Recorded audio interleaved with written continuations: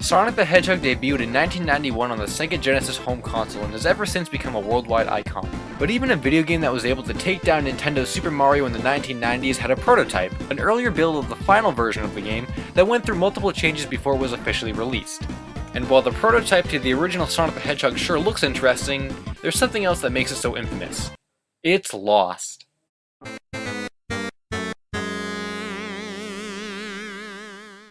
In the beginning, it was widely believed that these images in question were simply mock-ups the team had thrown together for promotional use in advertisements, as they were found within an issue of Electronic Gaming Monthly. The background, Sonic himself, and even the strange little signboard all seemed so different from the final version of the game, it was widely accepted that these just had to be mock-ups. However, to the surprise of everyone, these images weren't just some random mock-ups, these were actually taken from the very first build of Sonic the Hedgehog that no one even knew existed until 2011, when Justin Towell from Games Radar interviewed Yuji Naka and asked him to explain those Electronic Gaming Monthly screenshots. Naka explained that the team had been working on a playable version of Sonic specifically for unveiling at the Tokyo Toy Show in June of 1990. This was the first time Sonic had ever been shown to the public, and at a time when video game conventions didn't exist. Naka goes on to explain that a lot of effort went into creating this demo, including how the demo has 7 layers of background scrolling.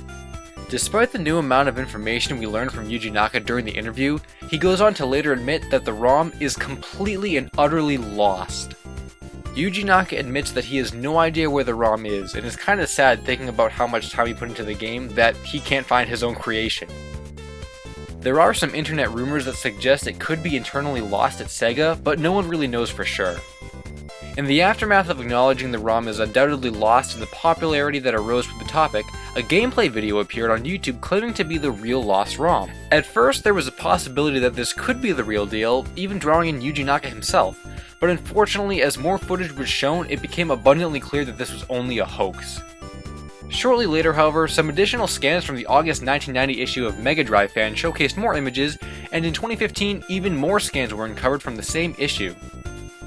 At the end of the day, we're left with solid confirmation from both Yuji Naka himself as well as a collection of authentic scans that confirm the earliest build of Sonic the Hedgehog did exist in playable form. Whether it still does though, remains to be seen.